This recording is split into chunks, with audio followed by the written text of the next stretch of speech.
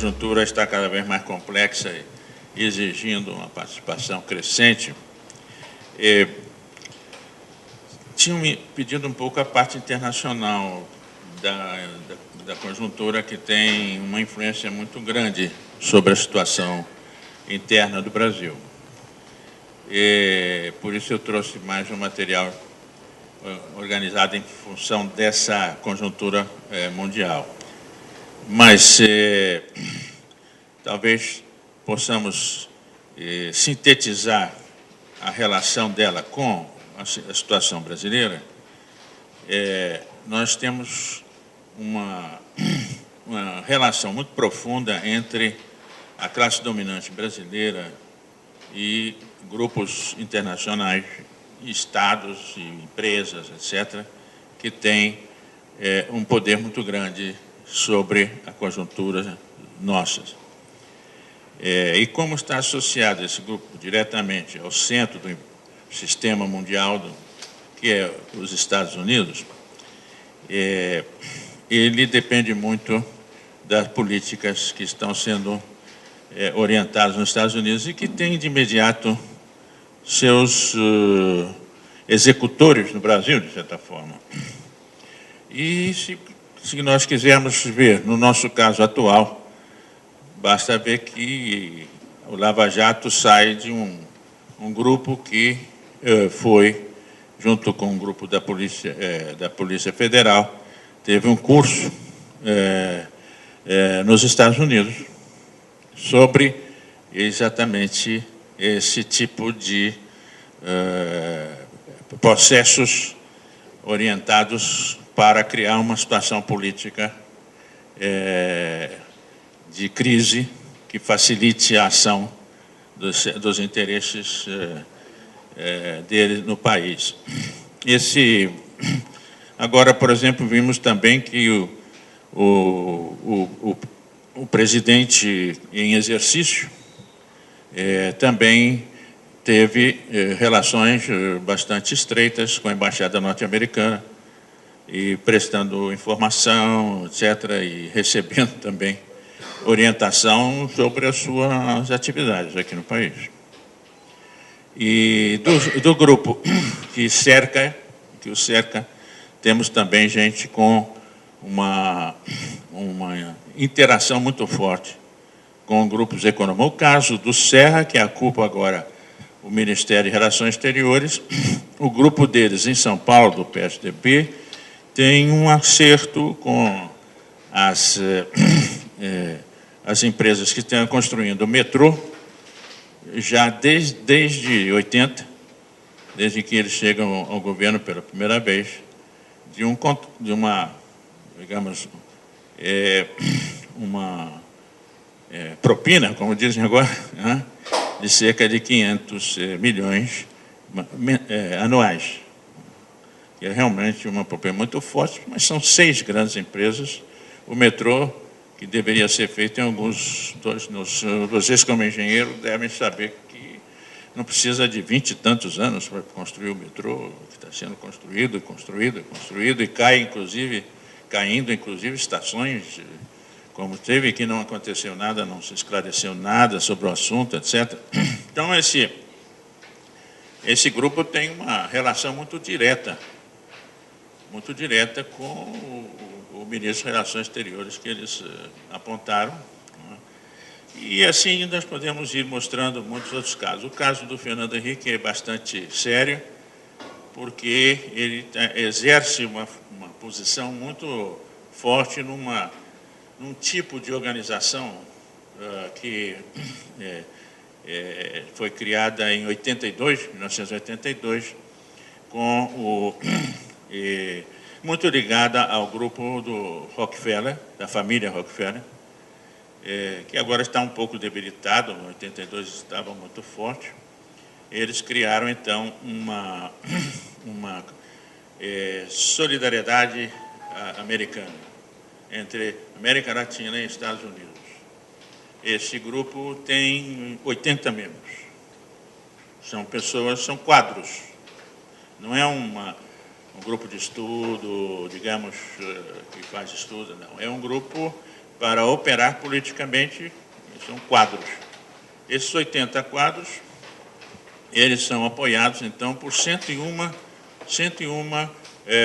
empresas multinacionais, que são, acho que... Tudo isso é aberto. Se vocês abrem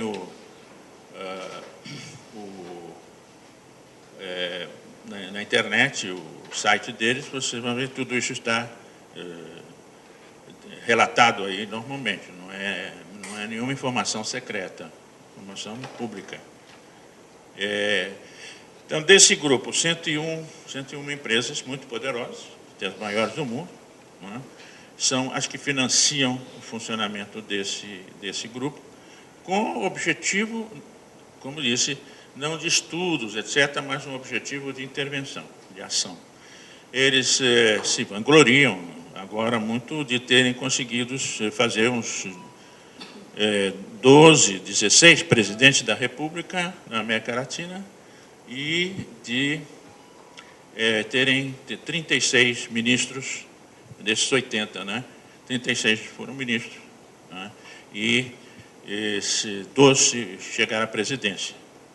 Esse grupo, em 82, teve como presidente o Fernando Henrique Cardoso, representando a América Latina, e Solinovich, que é muito ligado ao grupo Rockefeller, representando os Estados Unidos, digamos assim.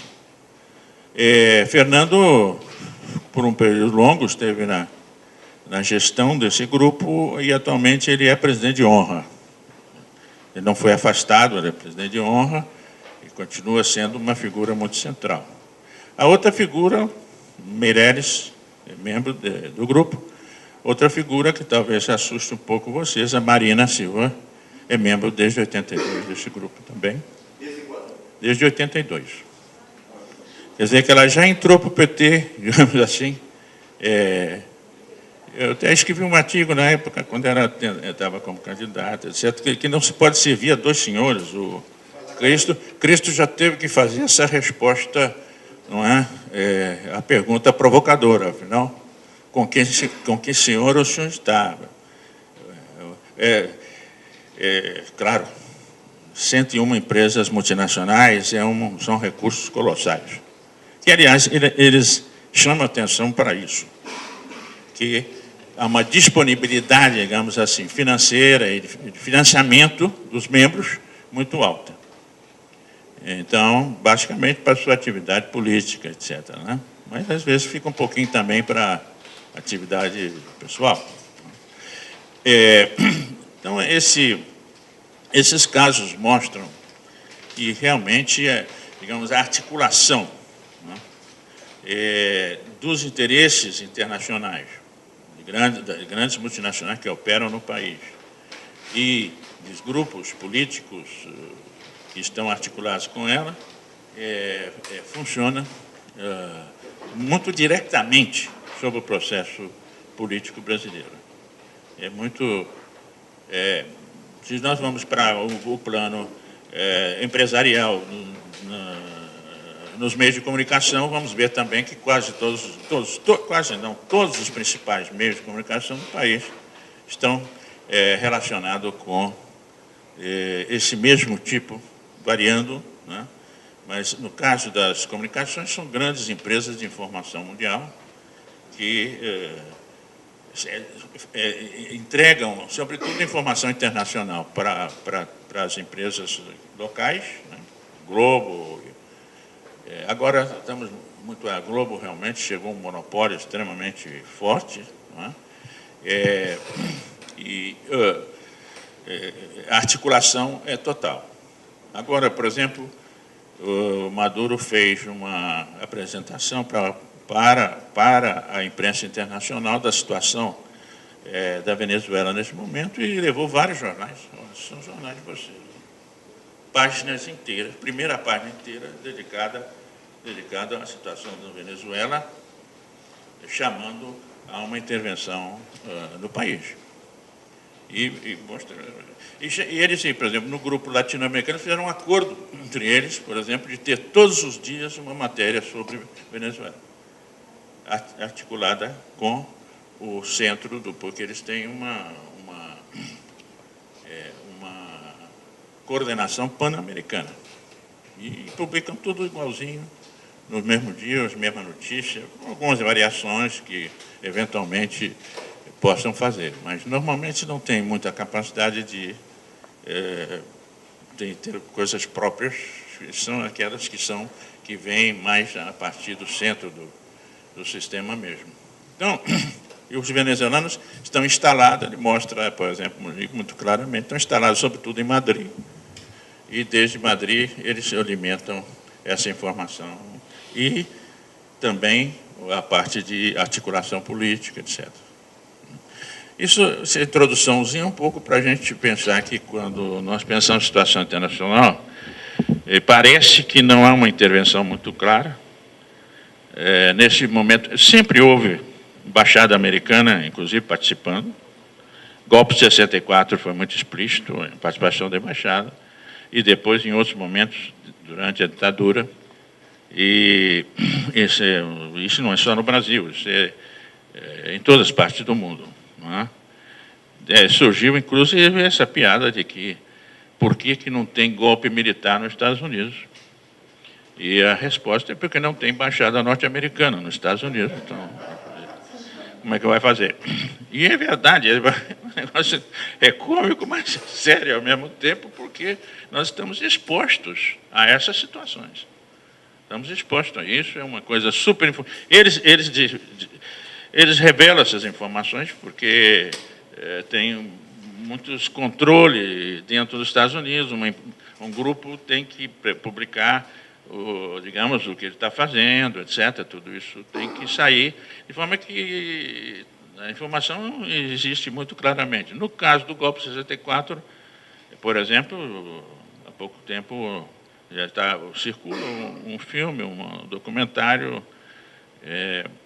que mostra, inclusive, os diálogos travados por Kennedy com o embaixador no Brasil, na época. Bom, esse é o quadro, vamos dizer assim, geral. Então, para nós podermos saber o que passa em nossos países, nós temos que saber a conjuntura mundial. E a orientação que resulta dessa conjuntura sobre a política brasileira. No caso, mais especificamente do momento atual, nós vivemos um momento extremamente tenso na política mundial. Nós não sentimos, às vezes, no Brasil, porque está muito concentrado lá no Oriente Médio, mas, nesse momento, os Estados Unidos está participando de atividades armadas, etc., não invasões mais, porque as invasões tiveram um custo muito alto e muita resistência hoje nos Estados Unidos contra... É preciso ver que hoje a polícia, o exército norte-americano, as forças armadas dos Estados Unidos, ela está baseada fundamentalmente em profissionais. Não há mais obrigação de fazer serviço militar. Não há mais participação de pessoas que têm que ir para o serviço militar, se supõe que é por patriotismo, etc. Não, nesse momento, já há mais de 15 anos, sobretudo depois da derrota no Vietnã, e muito por pressão das próprias Forças Armadas norte-americanas, se desenvolveu muito esse tipo de recrutamento, não é? Que antigamente se chamava de mercenários, as pessoas que faziam isso, mas se trata de profissionais, digamos assim, que são recrutados nas escolas, na universidade, abertamente, não é nenhuma coisa para nós aqui poder pensar que como é que recruta, não. É feito propaganda, quem você quer, quanto é que você vai ganhar, quais são as vantagens que você vai ter, etc. Aumentaram muito as vantagens familiares, exatamente pelo aumento de casos não só de mortes, mas também de feridos, etc., que não podem mais trabalhar. Então, realmente, existe um sistema de, digamos, proteção social, etc., tipo previdência, para essa população. O resultado disso é que, se nós vamos à Segunda Guerra Mundial, nós temos na liderança da Segunda Guerra Mundial figuras das famílias mais importantes dos Estados Unidos, seja do ponto de vista econômico, seja do ponto de vista político. Quase todas as figuras, todas as grandes famílias americanas tinham entre seus membros lideranças militares importantes. Isso ainda acontece na Guerra da Coreia um pouco, mas já na Guerra do Vietnã a coisa começa a ficar muito difícil, e depois do Vietnã para cá, as Forças Armadas dos Estados Unidos não têm mais um filho de senador, um filho de deputado, um filho de empresário importante. Nenhum mais. Nenhum. Oficial, lá em cima. Então, não. Não tem. Então, nesse momento, as Forças Armadas dos Estados Unidos está composta fundamentalmente de imigrantes, basicamente latinos, ou população negra, e já gente também da Ásia, também que formam parte imigrantes da Ásia, que formam parte hoje da condução militar dos Estados Unidos. Uma situação bastante complexa essa, mas isso está ligado à ideia, inclusive, de que as intervenções militares feitas nesses anos, todas elas tiveram resultados humanos, do ponto de vista de perdas para as famílias, para os grupos, etc., que vai gerando uma oposição muito grande.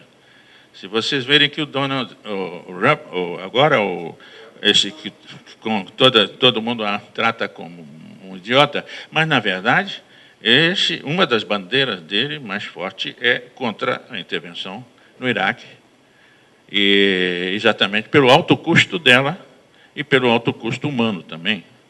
É uma palavra um pouco forte para eles, mas de pessoas e mortos, etc. Então, feridos também, muito bom.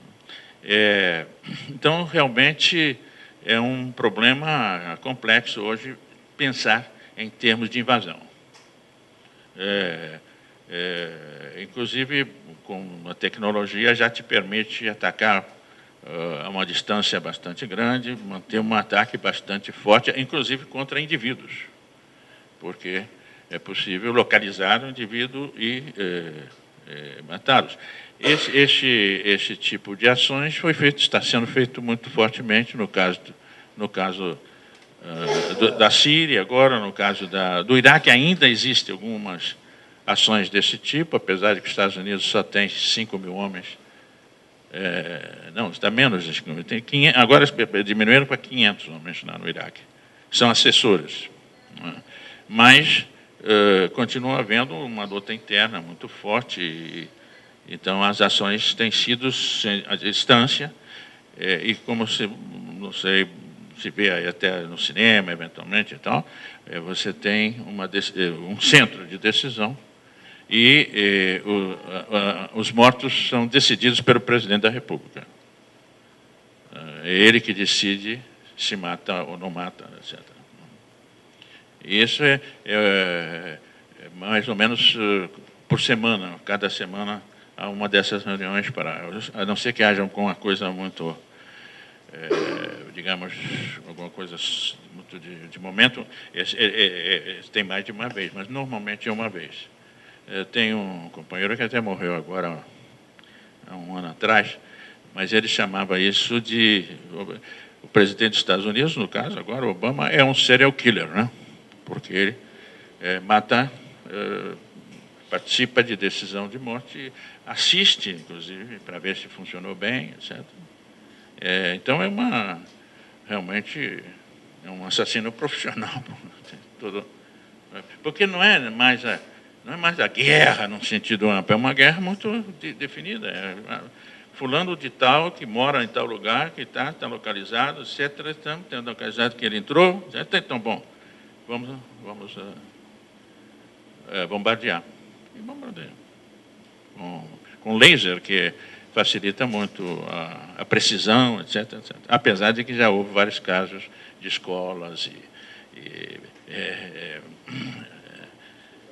hospitais, etc., que foram atingidos, né, nesse momento.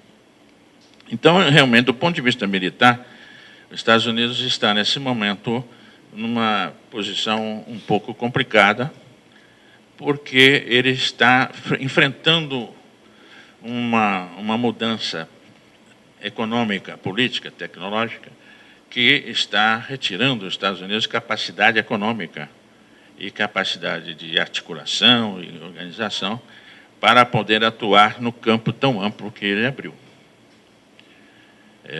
O Oriente Médio ele tem apoio, por exemplo, muito importante da Arábia Saudita, mas como ele desenvolveu também, ao mesmo tempo que estava nessa luta no Oriente Médio, e dentro de uma visão de que os Estados Unidos ainda é o grande poder mundial e todos têm que se submeter, eles tentam, então, um ataque à Rússia, que eles pensavam que ia intimidar o governo russo, etc., e já não só perderam uma província de imediato, que os russos retomaram, ela pertenceu à Rússia antes, e não conseguem se consolidar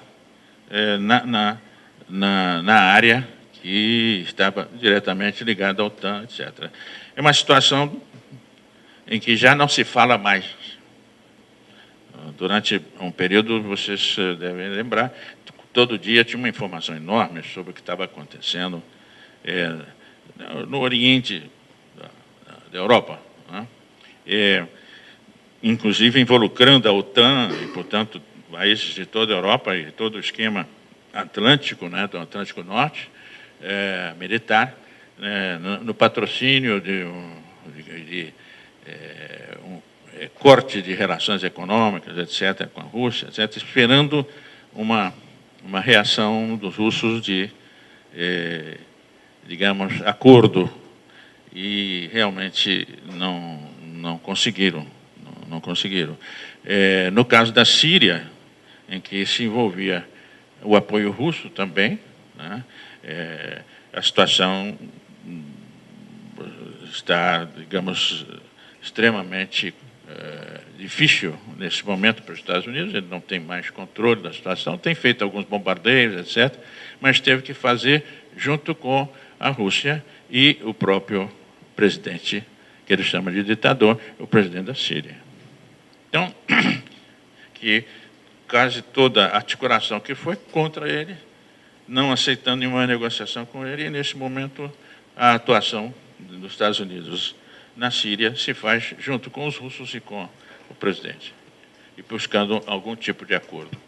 Então, é um retrocesso também, uma situação militarmente muito complicada, e politicamente, e diplomaticamente e economicamente, porque se é verdade que a Europa pode fazer algum mal economicamente à Rússia, mas, na verdade, a Rússia tem o gás, que é fundamental para o funcionamento da economia e da vida cotidiana da Europa, sobretudo no período de inverno, que necessitam fortemente do gás.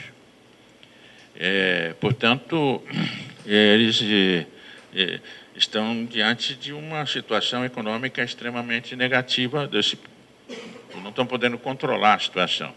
O caso da Arábia Saudita, que foi sempre o que deu apoio aos Estados Unidos para essas ações todas ali, e é o aliado a Israel, que tem uma política extremamente aventureira, chamemos assim, nesse ambiente, mantendo uma confrontação permanente, que é verdade que eles têm tecnicamente, tecnologicamente, eles têm uma situação muito favorável. Mas, na verdade, eles não têm condição para isso. E, ao lado disso, então, o grande fenômeno, que é a expansão e crescimento da China, que caminha para ter uma economia mais forte dos Estados Unidos, mas muito mais do que se podia pensar na década, quando se falou nos BRICS, por exemplo, etc., e na situação da China, aí por 98, 96, do século passado, eles se falava que em 2050 os países dos BRICS estariam entre os primeiros do mundo. Se nós vermos o último estudo do FMI, você podia botar, sobre o que eles chamam Purchase Power, que é um estudo do poder de compra dos países. Porque antes se fazia o estudo do PIB, e eles continuam fazendo, o que eles chamam de nominal, onde se faz um balanço interno da economia e depois referencia o dólar para poder ter comparação a nível mundial. Ora, o dólar varia todo o tempo, um país de repente sobe, de repente baixa, mas não em função da sua capacidade produtiva, etc., e sim em função da da posição do dólar e da sua posição. O Brasil, por exemplo, há 2 anos atrás, o dólar estava 1,5, né, real, agora são 3,5. Então, o Brasil perdeu do PIB. O PIB dele continua próximo, mas em termos de dólar, o PIB baixou tremendamente. Isso é usado politicamente, mas, digamos, na realidade, é evidente, o fato de você não poder comprar em dólar tem implicações grandes. Mas isso não quer dizer que a produção do país tem tido a rebaixa tão forte. Esse estudo, eu tenho um de 2015, onde já é a primeira vez que a China aparece em primeiro lugar. E agora, então, nós estamos diante, então, do GDP, o PPP, que é o Purchase Power.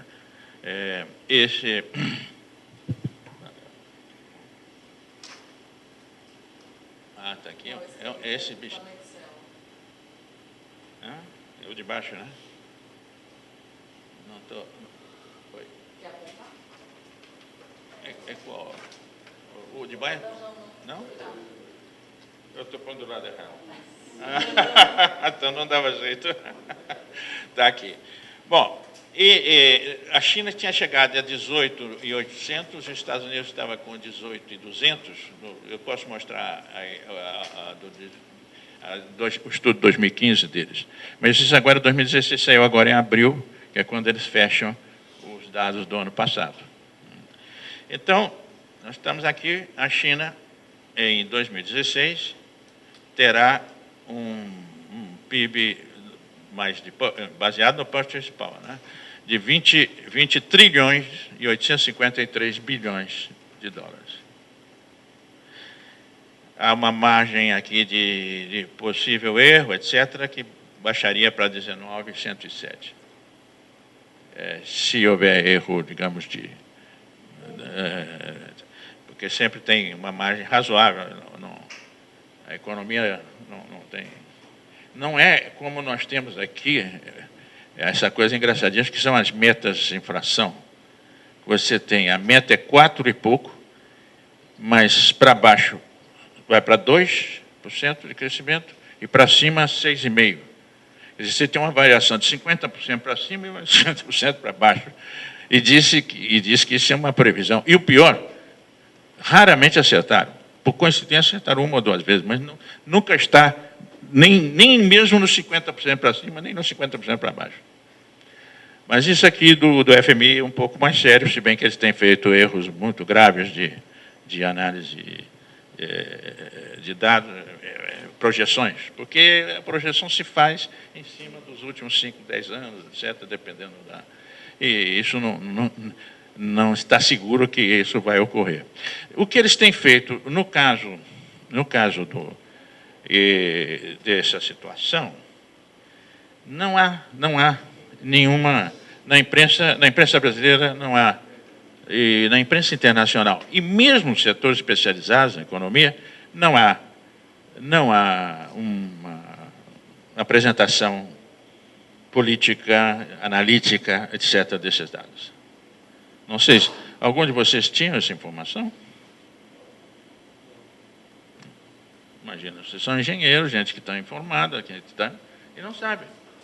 É um dado secreto? Não, isso é um dado normal. Abrimos os informes do FMI e está aí o dado. Tem dado escondido, mas não escondido sim, porque as pessoas não estão vinculadas às fontes de dados, etc. Mesmo porque também aqui é uma vantagem que eles têm muito grande, porque eles recebem os dados da situação de cada uma das economias que pertencem ao FMI, antes mesmo que as suas direções máximas do país. Os dados são enviados primeiro para eles. Portanto, eles podem fazer com maior elementos, cálculos que muito difíceis que outras pessoas possam fazer, outras instituições, né, porque não tem essa obrigação legal de enviar o dado para eles. Então, vejam bem, tem se falado muito, isso sim eles têm falado muito, nos últimos 3, 4 anos, influenciou a política econômica nossa muito. Vejam bem, nós tínhamos, em 2013, nós tínhamos 7,5% de crescimento, uma inflação de 4 e pouco, 5, está dentro da meta, chamando a meta deles, e tínhamos mais de 65% de apoio à presidente da República. Há 2, 3 anos atrás. De repente, tudo isso se desmorona. Como? O Banco Central, como até o Delfim chama isso de metafísica, o Banco Central decide que 3 e 4 e pouco por cento de inflação era uma ameaça colossal ao país, uma inflação enorme que vinha, e que era preciso tomar medidas. E que medidas? Uma medida que eles falam que mas que não tem nenhuma prova histórica disso, nenhum estudo que... Eles não têm nenhum estudo que diga que realmente isso funciona, que é aumentar a taxa de juros dos títulos públicos, né? O que tem como impacto imediato. Primeiro, eles pensam do ponto de vista da demanda. Não, porque a inflação é resultado de excesso de demanda, que é uma coisa absurda. Dizer que o país como o Brasil tem excesso de demanda, com uma população miserável de 30 e tantos, 40 e tantos por cento da população não tem demanda mínima de sobrevivência, porque demanda existe financeiramente, quem pode comprar, quem não pode comprar necessita, mas não demanda. Então, um país que vive essa situação tem como diagnóstico que o seu problema maior é um excesso de demanda. Essa é a visão. Não é? Esse excesso de demanda provoca, então, falta de bens para serem comprados, então se pode vender esses bens a preços mais altos, etc. E daí você tem, então, uma situação inflacionária. Né? Pois bem, acontece que a taxa de juros, ela tem de imediato efeito, ela é parte do custo de produção. Não há nenhum capitalista que vai investir o seu dinheiro tendo que pagar uma taxa de juros normal. Se ele não tem dinheiro, ele tem que pedir emprestado. Então, a taxa de juros é parte do custo dele. Então, a taxa de juros é custo. E se aumenta a taxa de juros, aumenta custo. E se aumenta custo, aumenta preço. Aumenta preço. É a coisa mais lógica do mundo. Mas tenta discutir com eles. Eles te ameaçam, dizem que você é jurássico, que você não entende nada. Tal. Porque eles têm uns esqueminhas que dizem isso, mas não tem nenhum estudo que mostre isso. Que o impacto do aumento da taxa de juros é uma situação Bom, então, vejam bem, nós entramos nesse parafuso aí, mas uma das explicações era o seguinte: Estados Unidos está voltando a crescer. Ele cresceu em 73, cerca de 2%. 2,5%. E a China está em decadência, porque só cresceu 7,5%. Então, gente, isso não é uma coisa terrível, porque só mesmo rindo, porque é uma coisa idiota dizer isso. Mas o povo brasileiro todo acredita nisso. E os nossos dirigentes, que há anos e anos fizeram crítica desse tipo de política, de repente começaram a repetir, desde o governo, esse tipo de absurdo. E o resultado é que a taxa de juros começa a explodir. E você aumenta a taxa de juros, aumenta a inflação. Nós tivemos aumento imediato da inflação. Aumenta a inflação? Bom, então, quer dizer, está errado, né? Aumenta a taxa de juros? Não, não. É que nós aumentamos pouco a taxa de juros. Então, tem que aumentar mais. E aí fomos aumentando sempre. Um ponto, depois meio ponto, e chegamos já aos 14,5%. Com resultado extremamente negativo. Agora, quando o rombo criado pela taxa de juros é tão grande que a produção começa a cair, em geral, o investimento cai, evidentemente. Né? Se você tem uma taxa de juros alta, por que você vai investir produtivamente? Melhor você jogar com o setor financeiro. E se é o Estado que te paga? É o Estado que paga. Nós estamos pagando metade do gasto público é pagamento de juros. Metade do gasto público. Temos que diminuir, cortar gastos, que são gastos necessários para a população, não é? Para cobrir, então, essa taxa de juros absurda, que vai crescendo, vai crescendo.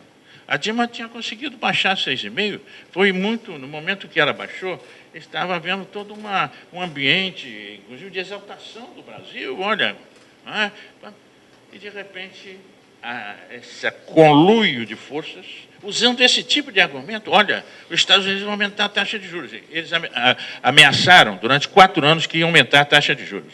A taxa de juros dos Estados Unidos é 0. O governo norte-americano não pode, pagar nada pela dívida dele, porque a dívida dele, nesse momento, é igual ao PIB dos Estados Unidos, são 16 trilhões de dólares. Agora, deve estar em torno dos 18 trilhões de dólares.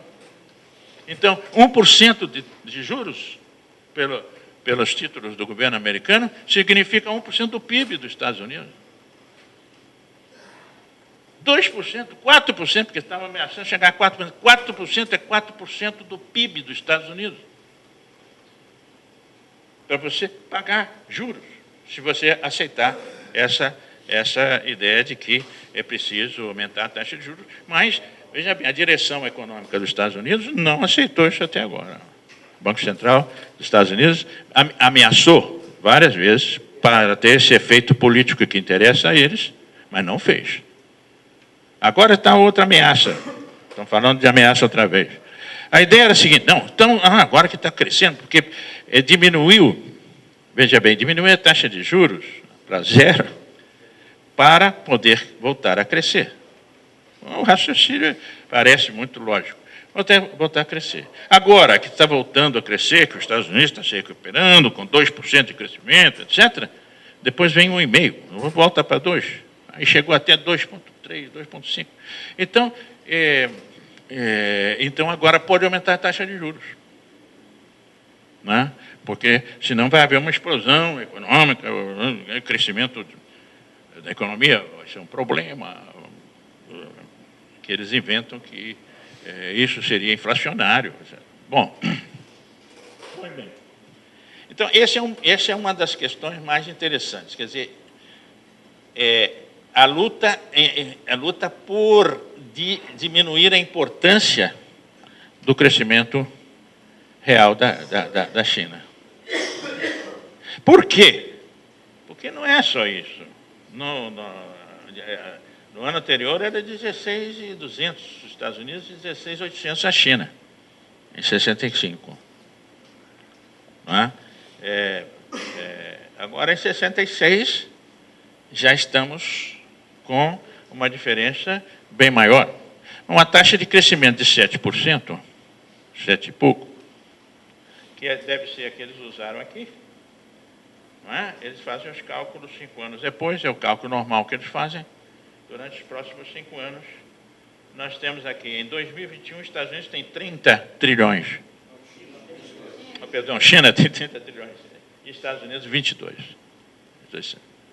Isto é, o PIB da China é 1/3 mais alto que o dos Estados Unidos. Em 5 anos, 4 anos. 4, 5 anos. E em 10 anos, o PIB da China, isto é, em 2006, 16, 26, 27, o PIB da China será o dobro do PIB dos Estados Unidos. Ou mais. Porque dificilmente os Estados Unidos vai poder ter uma taxa de crescimento de 2%, como estão calculando aqui. A taxa de crescimento vai estar abaixo dos 2%, e em algum momento até negativa. E a China vai continuar, porque eles estão voltados muito para o mercado interno, sobre o qual eles têm um controle bastante alto, e, bom, continuam demandando da economia mundial muito fortemente, e está armando e buscando armar uma base de apoio para poder manter as vendas e as compras no exterior. Então, agora, o que é também muito interessante aqui, e mostra que a coisa não é tão simples assim, é que o que está em questionamento, e há hoje um forte movimento nesse sentido, é o eurocentrismo, a ideia de que Europa e Estados Unidos são o centro da economia mundial, e o centro não só no sentido econômico e militar, mas também cultural. Que eles são, vamos dizer, a força e representam, não é, um sistema econômico novo, que foi o capitalismo, que permitiu uma grande expansão, né, da Europa dos Estados Unidos sobre o resto do mundo, etc. E que aparece ainda como uma questão muito chave. Não é? Os Estados Unidos seria, né, o líder, né, de um poderoso centro de poder. E na década de 70, eles criaram, inclusive porque eles foram derrotados na Guerra do Vietnã, foi uma coisa horrível, a situação baixou, surge o petróleo, se forma a OPEP, e eles não têm controle sobre o petróleo, aumenta o preço, eles perdem, e então a situação é muito difícil, se forma a trilateral, que é uma aliança entre Estados Unidos, Europa e Japão, não é? E a trilateral dá origem ao grupo dos 5, ao grupo dos 7. 7 seriam 7 países que são a principal principal rendas nacionais, PIBs do mundo. Os 7. Esses 7 são, para vocês verem a situação dos 7. Tá bom, Estados Unidos ainda é o segundo. E tende a ser um segundo cada vez mais baixo em relação ao primeiro. Em seguida, quem que nós temos? Índia. Nós, vejam vocês, segundo o Baixa, nós somos uma Índia, uma Bélgica na parte adiantada e uma Índia na parte atrasada. A Índia da parte atrasada do nosso querido Baixa, que se converteu numa mente e negócios ligados aos Estados Unidos. Bom, veja bem, essa é a parte atrasada do Brasil. Terceiro país da economia mundial. Terceiro PIB. Purchase Power. Poder de compra. Se vocês verem bem, não é? Em seguida vem o Japão. Em seguida está aí, um dos 7, é o Japão. Mas está abaixo da Índia e da China. Quando eu fui professor no Japão, eu tinha uma relação muito boa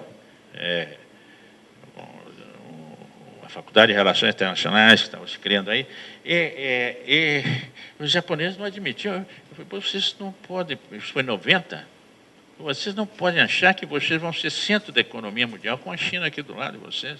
Não, nós atendemos chineses, nós estamos orientando eles, a tecnologia deles, como é que estão, e eles vão produzir para nós, mas nós vamos dirigir. Vocês estão loucos, vocês não acham... Isso é uma coisa muito interessante. As pessoas não acreditam... a chamada ciência econômica, ela não acredita nas populações, no dado demográfico. Ele não entra no raciocínio econômico, macroeconômico, sofisticadíssimo, mas não entra. Se você tem 1 trilhão e 300 milhões de pessoas e o outro tem 150 milhões, mas eu tenho um per capita muito mais alto. Tem, mas o seu per capita é muito mais alto. reuniu um grupo de 200 mil pessoas, 150, o Japão, inclusive, está em queda, 130 e poucos mil milhões, 130 milhões. Então, se você não calcula realmente a importância de uma base demográfica forte, claro, você não entende nada do que está passando. Não é? Mas vamos pegar um pouquinho aqui, porque vem a Índia, né? Depois Japão, quarto lugar. Você vai ver aqui, ó, Japão vai perder, a Alemanha, depois Rússia. Tá? O potencial da Rússia é muito superior ao que eles estão organizando hoje. O que eles chamam, o Banco Mundial fez um estudo que eles chamam do plano ao mercado. É a transição do mundo agora e tal. A União Soviética se terminou, etc. Né? Fracasso do planejamento, etc. Então fica o mercado. O mercado nós estamos vendo. Não é? Então, é falso isso, porque o planejamento continua existindo. O planejamento continua existindo, sobretudo das empresas. As empresas têm uma margem de decisão pequena. Eles têm que saber realmente os mercados possíveis, em que direção, onde estão os financiamentos, qual vai ser o comportamento macroeconômico em geral, etc. E, portanto, eles têm alto grau de planejamento empresarial. E os estados também. E a economia mundial também, porque, afinal, o FMI gasta esse dinheiro para manter informada, para poder ter decisões de economia mundial. A mesma coisa passa com o Banco Mundial. Eles têm que ter intervenção estatal muito forte, senão não pode existir a economia deles. Ademais de um protecionismo fortíssimo. Os Estados Unidos. No Brasil tem uma disputa com a Europa há anos, porque os europeus diminuam os subsídios para o setor agrícola. Eles já perderam muito tempo com isso. São mais de 15 anos, 20 anos que o Brasil quer convencer os europeus de não proteger o setor agrícola. Mas não vai acontecer, os europeus não vão fazer isso. Em nome do mercado, francamente.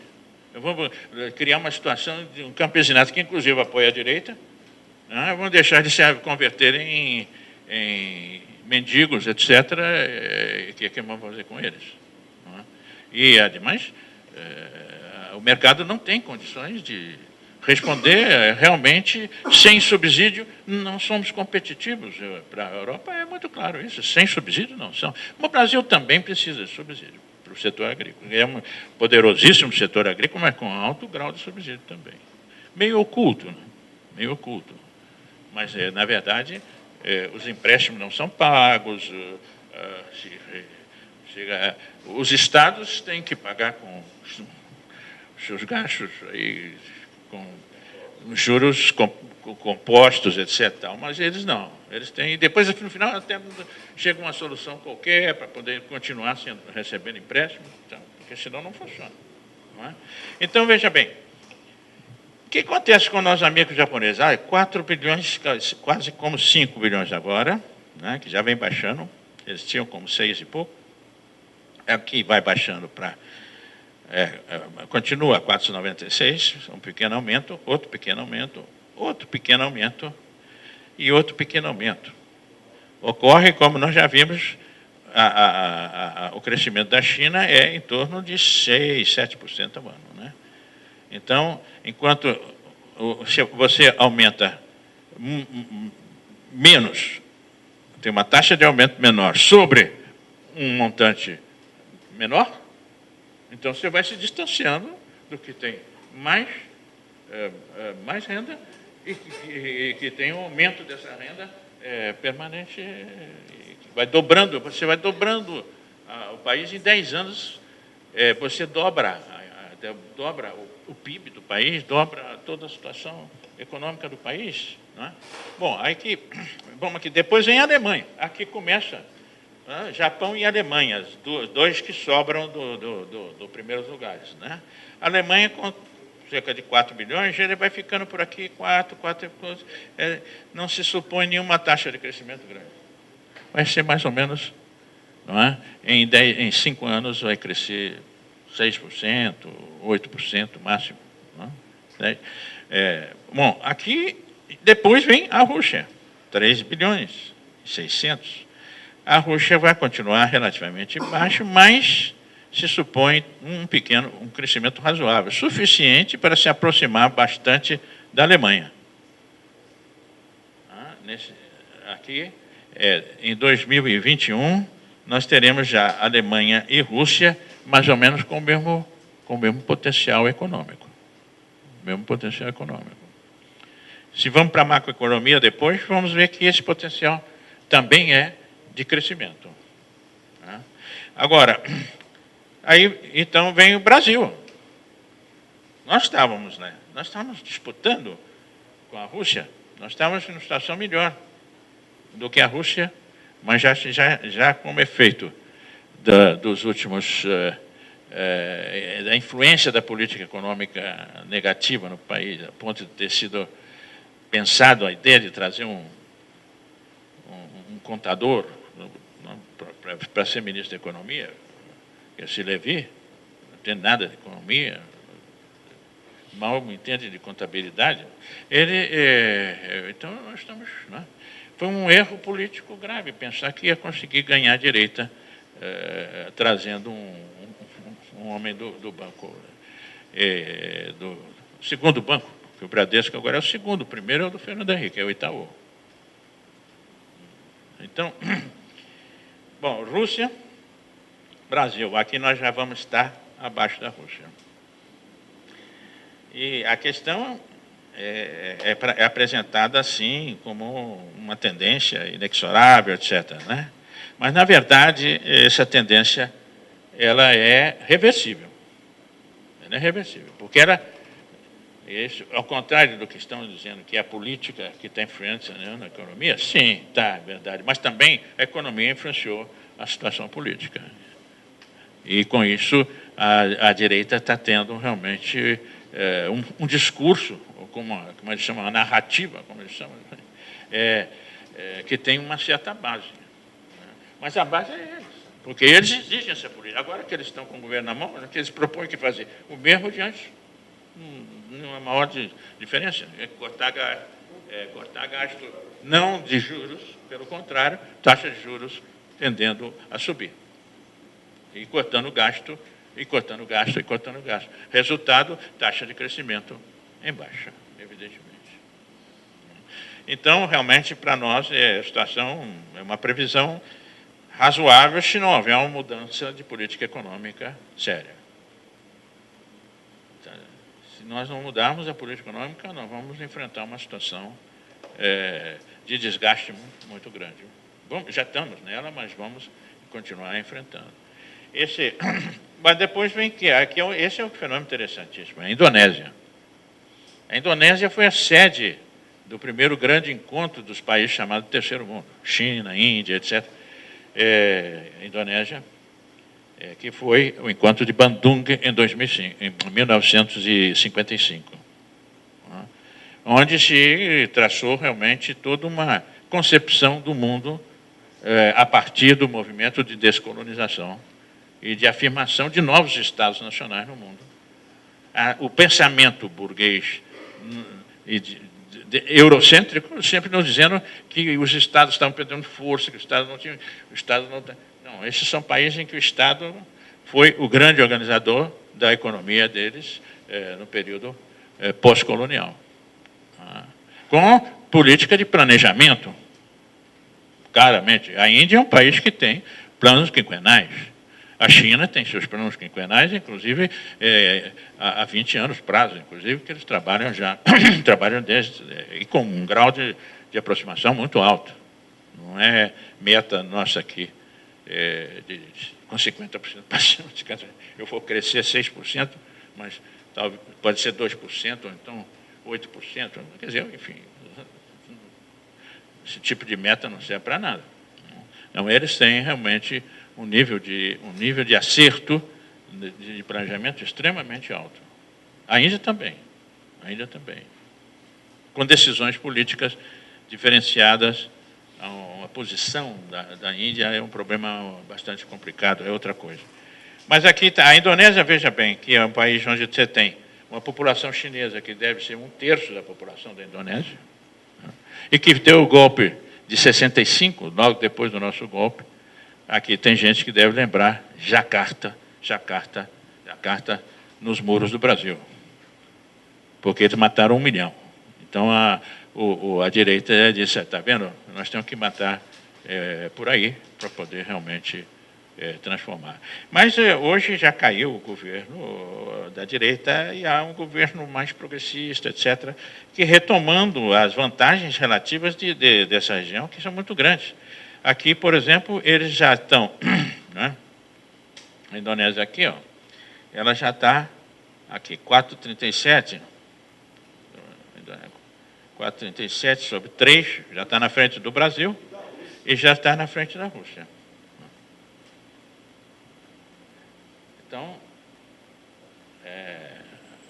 já tirou do grupo dos 7, já tirou, porque a Rússia tinha conseguido entrar com 8, mas agora eles saíram do 8º porque não querem mais saber de estar fazendo concessões econômicas que resultam numa situação inclusive de pressão militar contra eles muito grande. Então, o United Kingdom, mas este país não é o país da Madame Thatcher, não é o país onde se aplicou radicalmente o neoliberalismo? Não é? E qual é a função do neoliberalismo? Não é? É liberar as forças econômicas privadas para que elas possam trazer um crescimento econômico e desenvolvimento. Pois bem, o United Kingdom sai lá do 2º, 3º, 4º lugar que ele estava historicamente, quando se constituiu, e cai para o 9º lugar. Ele já não está entre os 7. Saiu dos 7. E perdeu para a Indonésia. Indonésia, não é? Que é pensado assim, que podíamos até dizer para o nosso amigo Jair que, em vez de ser Belíndia, vai ser Bela-Indonésia, uma coisa assim, mas Bela-Indonésia também perdemos, porque a Indonésia tem plena expansão. O mundo é outro. O mundo não tem nada a ver com o número, com o mundo que existe nas nossas cabeças, que isso é um mundo que foi apresentado pelos colonizadores para o resto do mundo, transformaram eles em tipos fortes e capazes, e grandes intelectuais, e grandes pensadores, etc., grandes gestores, né? Ademais, membros de raça superior, uma raça superior. Então, o resto do mundo tem simplesmente que segui-los. O resto do mundo tem que segui-los. Se for seguir a eles, então, eles estariam, onde estaria a Indonésia agora? Em 15º, 18º lugar? A Índia seguisse o neoliberalismo, né? Então, o próprio Brasil, que pelo menos escapou disso durante 12 anos, não totalmente, mas fez pelo menos avanços de políticas sociais. E as políticas sociais têm implicações econômicas interessantes, que poucos estudos foram chamados a atenção para isso, porque quando você redistribui, apesar de ser uma pequena redistribuição que você está fazendo, mas você está gerando mercado. Você gera mercado para setores de pequenos e médios proprietários, etc., nas zonas populares, etc., que começam a ter um poder. E também a agricultura da região também melhora, porque também passa a se demandar mais da economia local. E quando tem junto, coisa que não se fala muito no Brasil, o que é dirigido pelo Paul Singer, que é o setor de economia agrícola, não só agrícola, economia solidária, que se chama, não é? que são cooperativas, pequenos e médios proprietários articulados entre eles, etc., e que tem hoje um impacto econômico, não é um impacto econômico no macro que se vê, é um impacto econômico na população. É um setor novo que tem condições de vida muito superiores à que tinha há 4, 5 anos atrás, 10 anos atrás. Então, não é só uma questão social, é social sim, mas também é do ponto de vista material. Bom, aqui vem uma coisa interessante. A França, inclusive, né, apesar de ser latinos, né?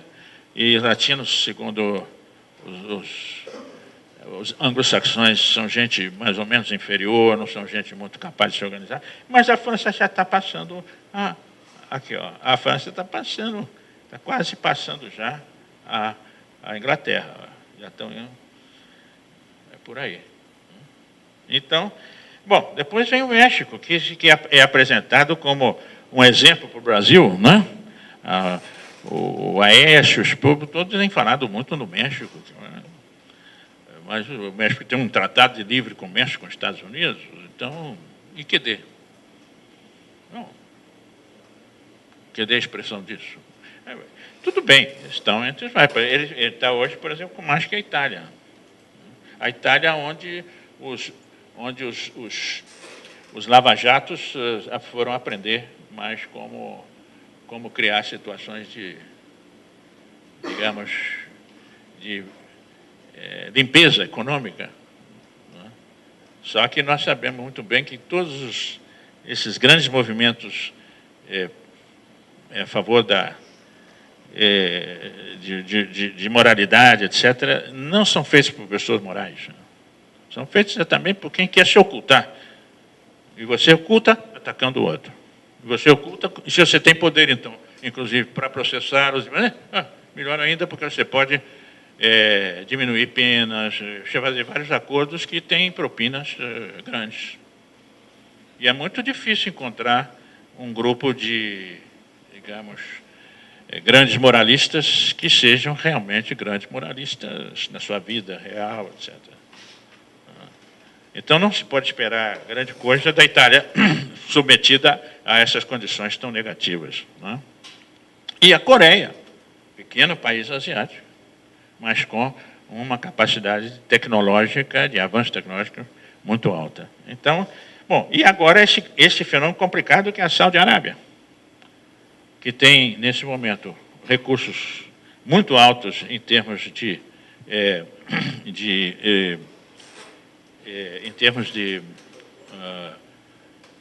sobretudo, recursos de reservas muito grandes. Eles têm um nível de reserva muito alto. E como o petróleo está variando muito o preço, etc., eles estão, então, num processo de investimento muito forte para reorientar a economia deles. E, então, e eles têm dinheiro, têm recursos fortes. Como é o caso, a Espanha já está lá por trás, o Canadá, já não vamos entrar muito aqui, mas são ainda países que cumprem um papel interessante, importante, que não podemos entrar em muito detalhe mais. Né? Mas o quadro, eu não sei se está claro que existe uma tendência em marcha, reconhecida, inclusive, pelo centro do sistema, que o FMI é o principal produtor de dados para o sistema, sobretudo macroeconômicos, né? Está aí a prova de que o sistema, queda dos Estados Unidos, queda da Europa, ascenso da China e da Ásia, e a América Latina aí um pouco com o Brasil, né? Que está vivendo nesse momento essa situação absurda, com um ministro de Relações Exteriores que diz que a ideologia é você se aproximar economicamente das forças que têm a maior demanda econômica no mundo hoje. E queria, inclusive, dizer que houve uma política ideológica econômica na política exterior brasileira, quando eles deixaram o Brasil com 50 mil milhões de dólares, 50 e poucos mil milhões de dólares de exportação, em 3 anos, a política ideológica estava conseguindo exportar 150 bilhões de dólares, 3 vezes mais do que eles deixaram. Por quê? Porque se orientou para a China, que era quem tinha a demanda mais forte no mundo. Mas tinha um grupo de direção de gente que sabia disso, de alta qualidade. Nós tivemos realmente um grupo excelente no Ministério das Relações Exteriores. Não é? O Itamaraty, no seu conjunto, não estava à altura disso. E também não se deu os recursos suficientes porque talvez nós pudéssemos estar numa situação maior, mais forte, com mais recursos para que nossas embaixadas pudessem trabalhar nesse país. Nossa embaixada na Índia, estive lá, nesse momento era uma embaixadora, 8 membros. Mas contratava mais uns 4, 14 para fazer o comércio, que aumentou, mesmo assim. Com a China também, um grupinho pequeno lá, se aguentando, puxa para cá, puxa para lá. E tentando. Quando nós podíamos ter tido com a China, nós fizemos um acordo com a China em 94, aí foi na época do Fernando, inclusive. Mas não para cumprir. Mas se cumprisse, os chineses...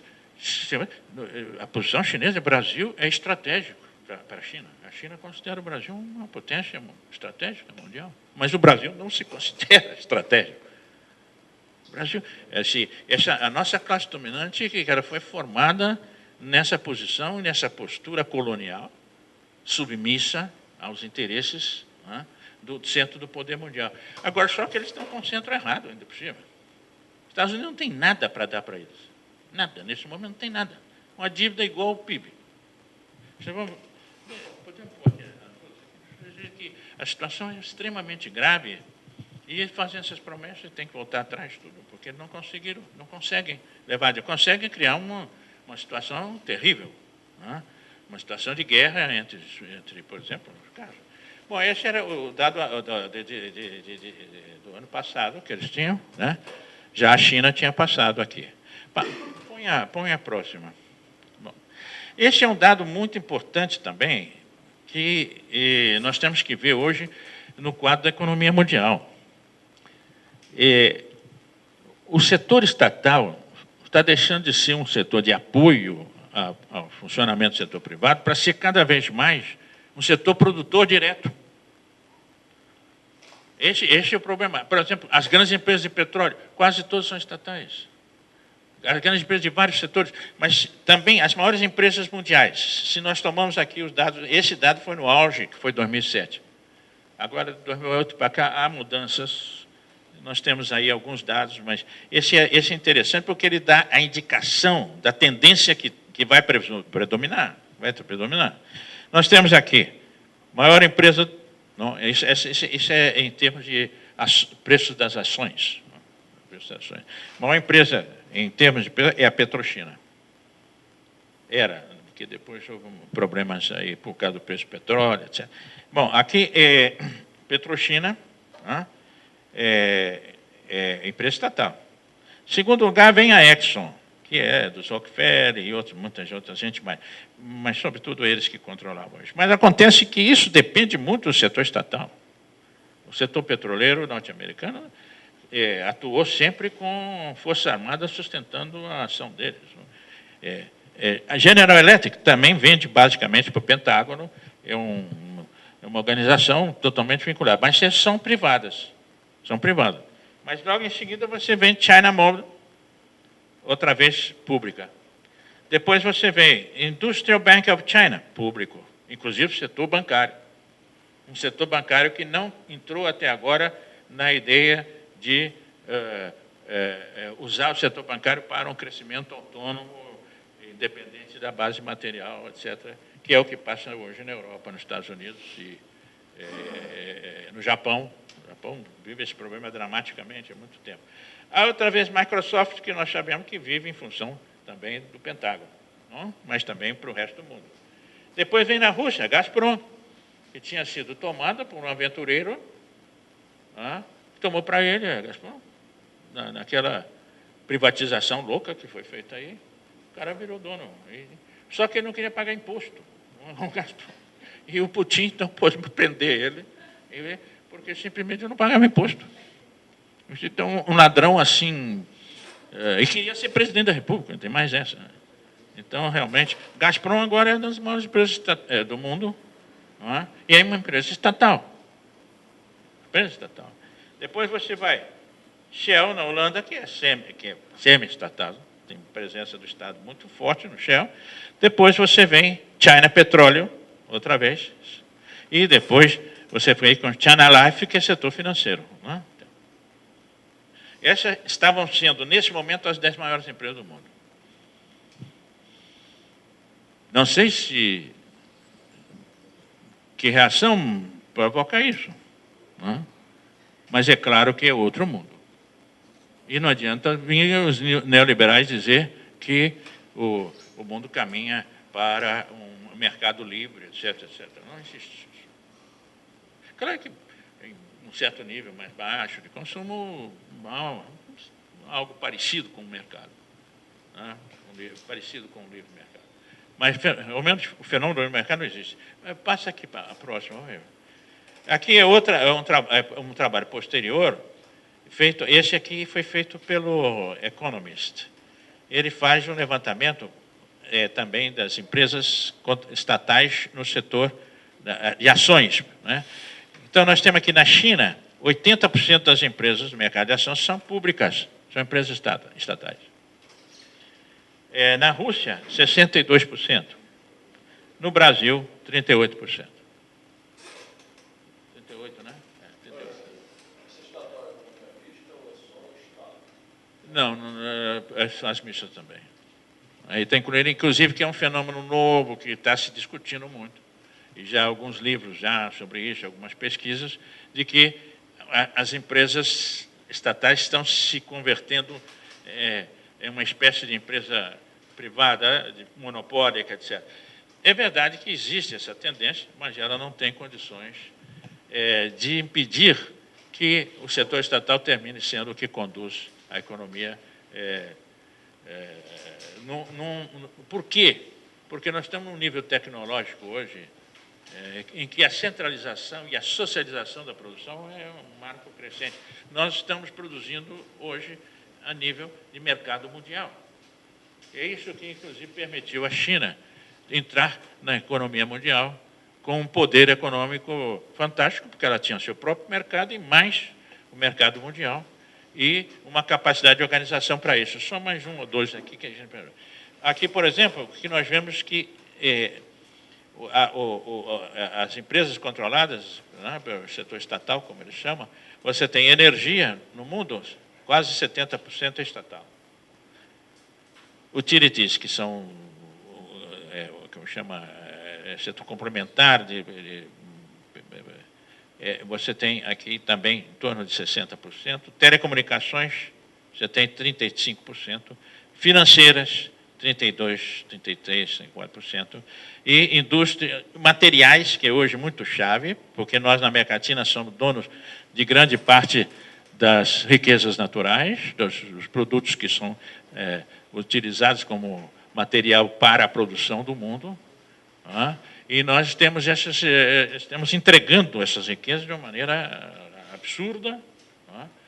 Há reações a respeito disso, e uma das reações importantes foi feita a partir da Unasul, que começou a programar uma política de avanço de conhecimento e de mobilização dos recursos naturais e de negociação dos nossos recursos naturais, para que nós negociemos como região e não como cada país isolado, que permita ter realmente uma posição de força no quadro mundial.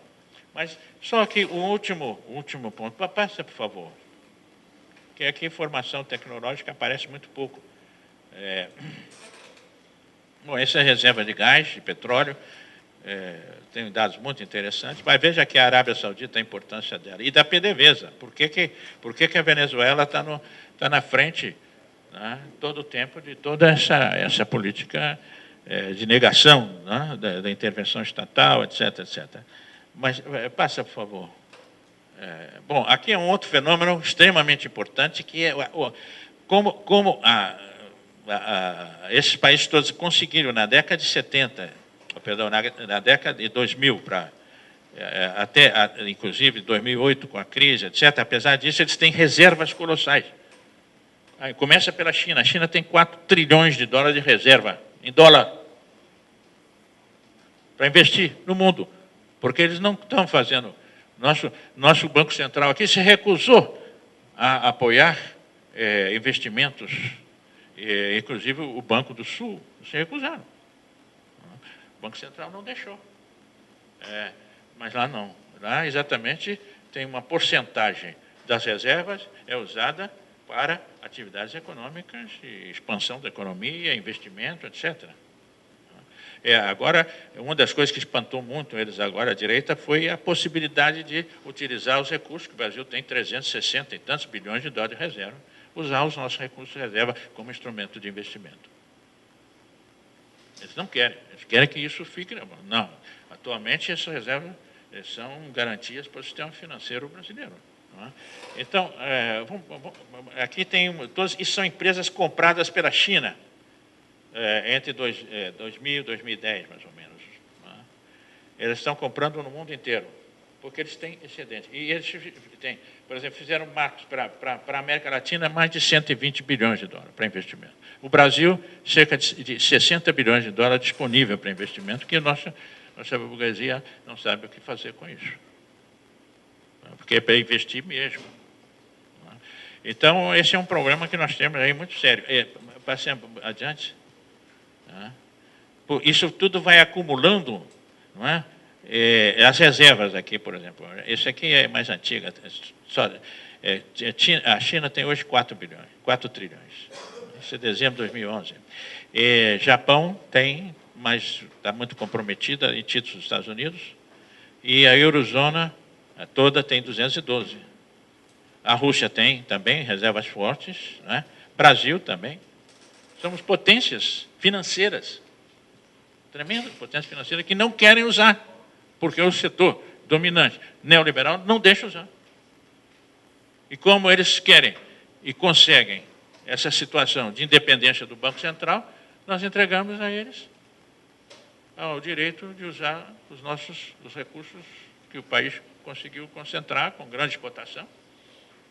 Nós conseguimos sair daquele buraco que o Fernando Henrique deixou o país, 36 bilhões de dólares de dívida e déficit comercial, e uma pequena exportação de 50%.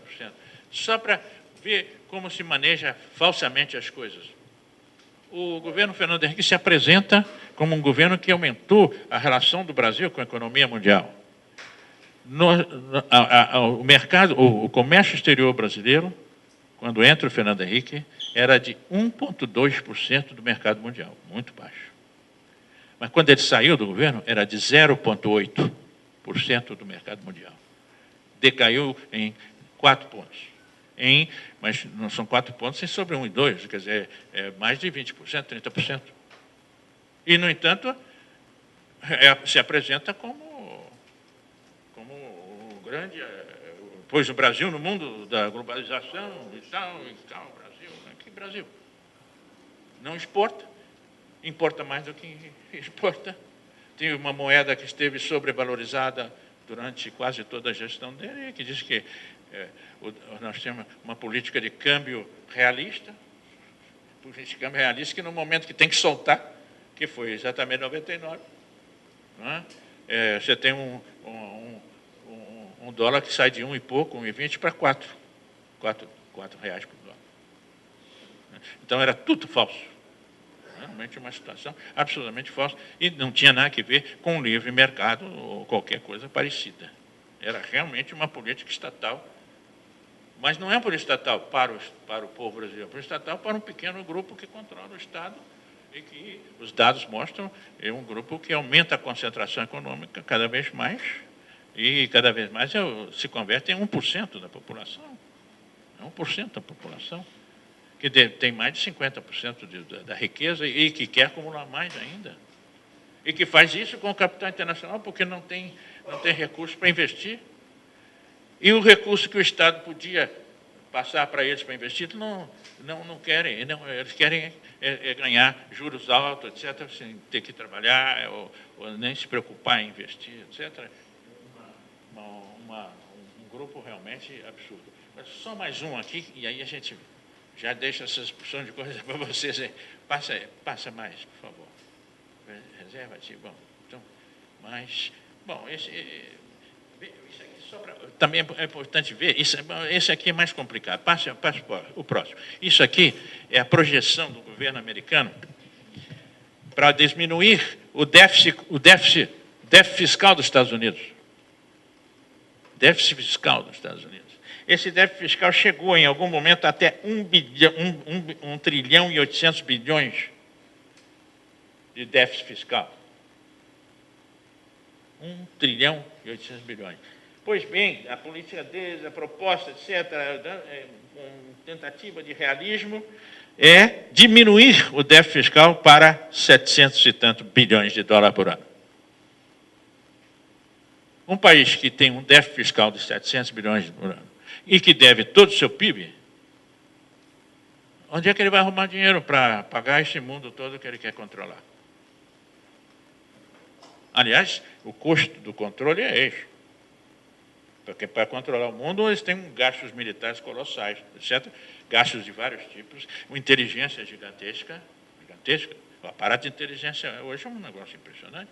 Então, tudo isso aí, e mais outras medidas que são absolutamente necessárias para que ele possa ocupar essa posição de força, né? É déficit fiscal. Déficit fiscal. E aí, nessa hora, o neoliberalismo não entra. Não, isso aqui é uma questão de defesa da nação. Não? Defesa da nação. O último que eu queria mostrar é muito ligado a vocês, que é o problema da ciência e tecnologia. A China... Passe, por favor. Bom, isso é muito interessante, mas não dá para entrar. Vamos aqui. Bom, isso aqui sim é uma coisa importante. Aqui, a demanda de energia no mundo. Essa aqui é a demanda da China.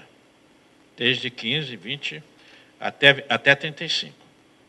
A demanda de petróleo, a demanda de gás, a demanda dos produtos principais energéticos do mundo é aqui, é a China. O United States é o mesmo, mantém o seu mesmo. A Europa toda se mantém. A Índia aumenta também. O Brasil aumentava um pouquinho, né?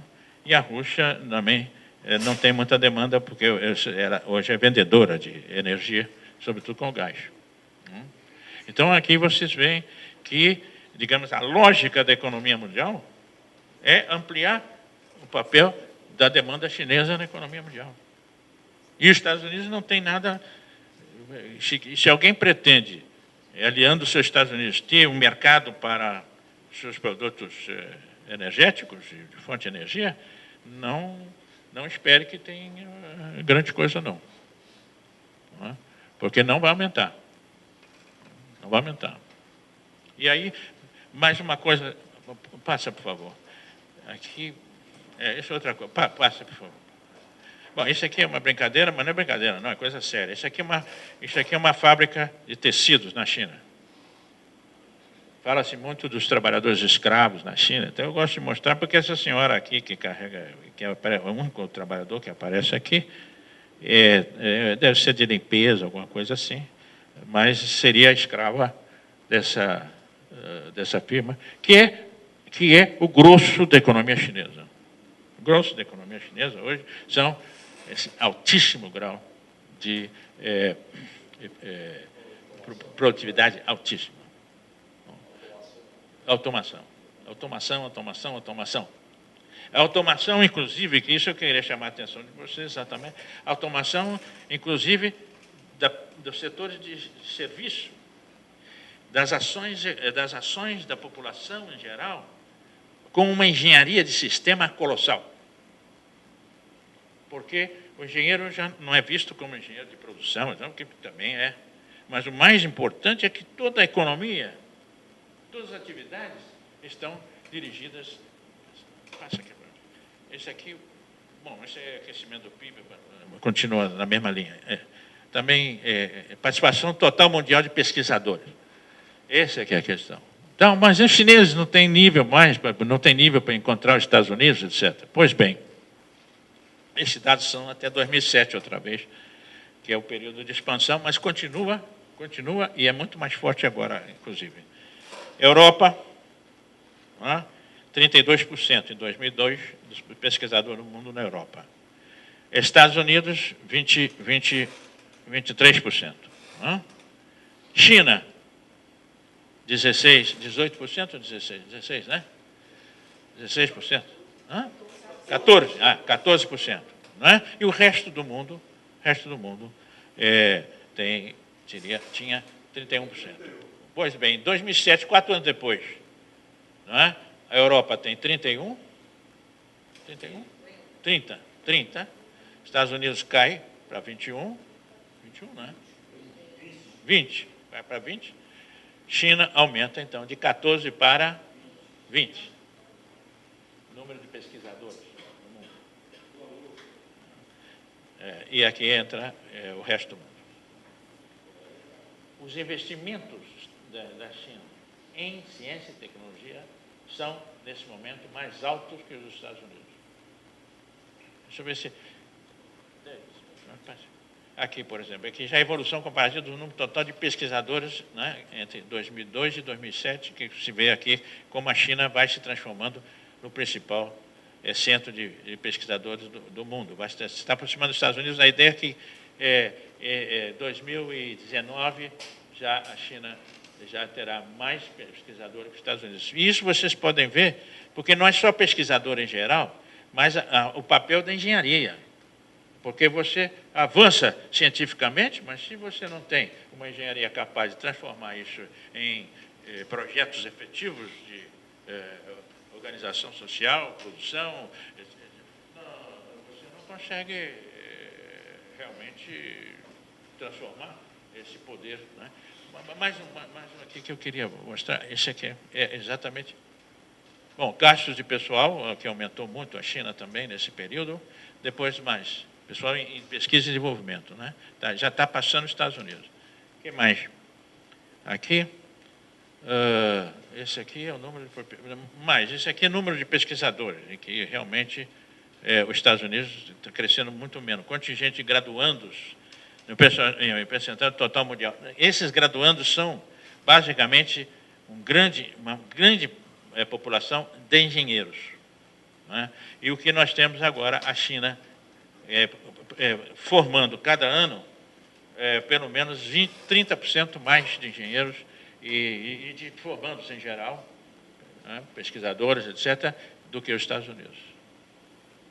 Isso por ano significa, e vai aumentando, a diferença vai aumentando. Não é? Mais um, por favor. Eu tenho uma aqui mais diretamente, formandos em engenharia. Aqui, ó. Estudantes formados em engenharia por ano em dezenas de milhares, né? Com porcentagem dos novos graduandos por ano na área de ciência e engenharia. É aqui que nós vemos que a diferença entre a China e os Estados Unidos se fez colossal. Aqui. E é por ano. Isso aqui é por ano. Então, a ideia é a seguinte, em 21, que nós estamos vendo, nesse horizonte de 5 anos, a China deve ter o dobro de engenheiros que os Estados Unidos. Isso é terrível para nós aqui, que estamos com a engenharia sucateada no Brasil, de uma maneira colossal.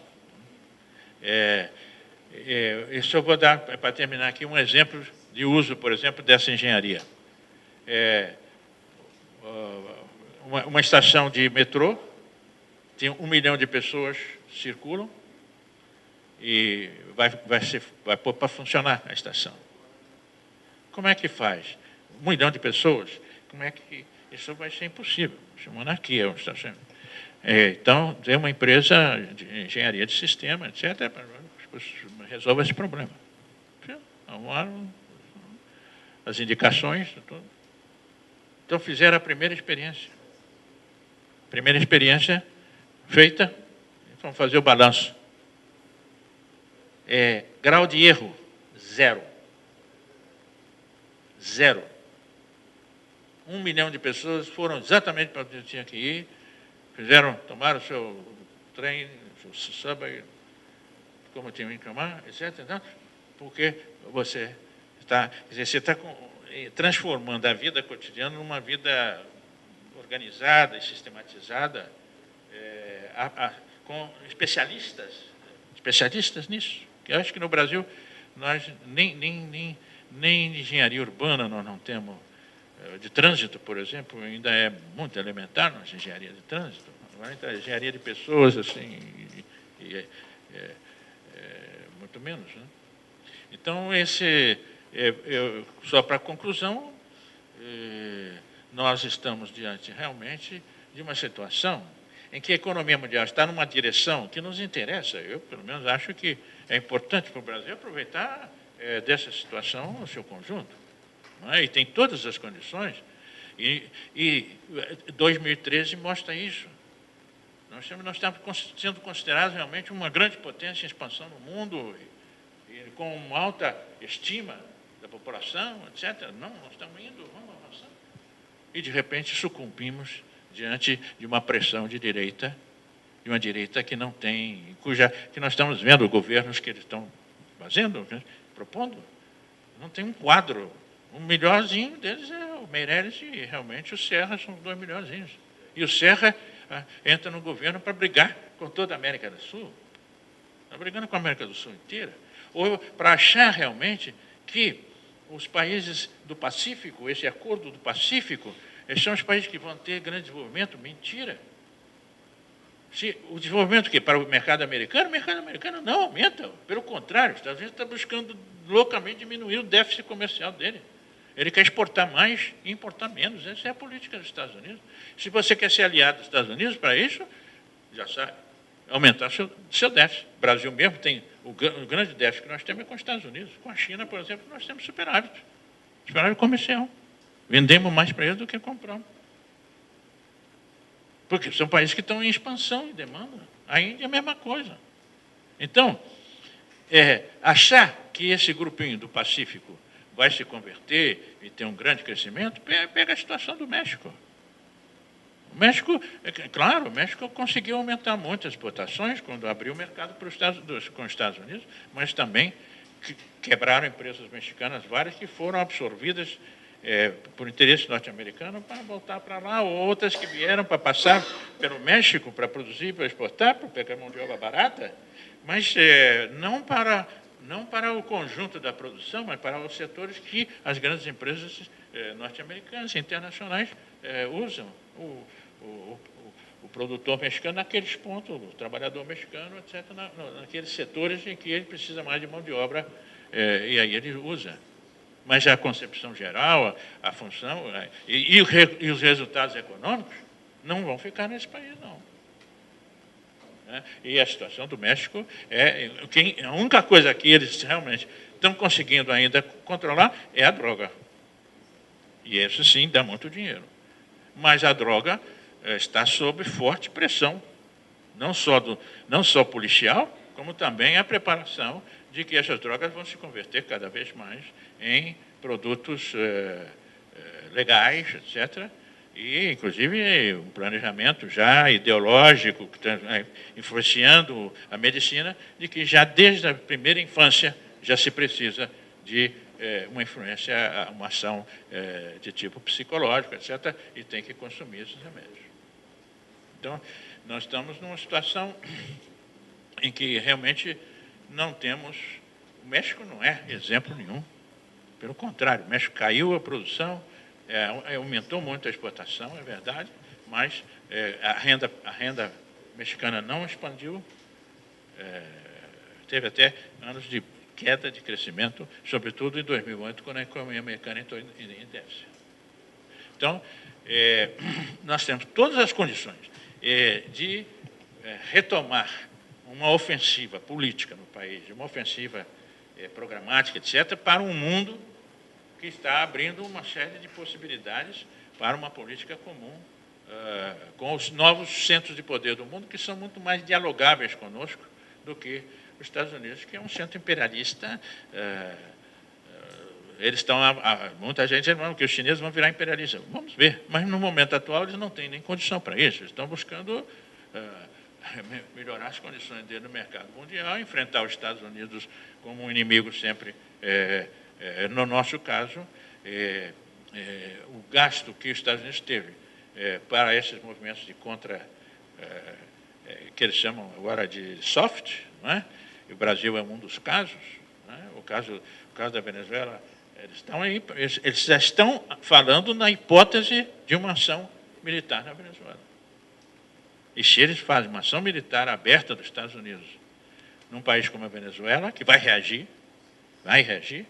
nós vamos entrar aqui numa situação tipo Oriente Médio.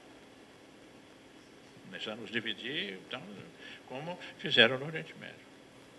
Então, realmente, o imperialismo americano é o inimigo principal, não é? E negociamos com os outros, o caso chinês é um deles, com a Índia, com os outros, e negociamos com os outros em condições favoráveis. Aí agora, se nós nos submetermos e aceitar essa visão do mundo neoliberal, etc., e com tudo que traz, né, nós não vamos realmente conseguir enfrentar a situação. E vamos ficar confundidos com a direita, que é o pior ainda, porque o povo não é neoliberal. O povo quer realmente que o Estado entre, que proteja, que ajude, etc. Então,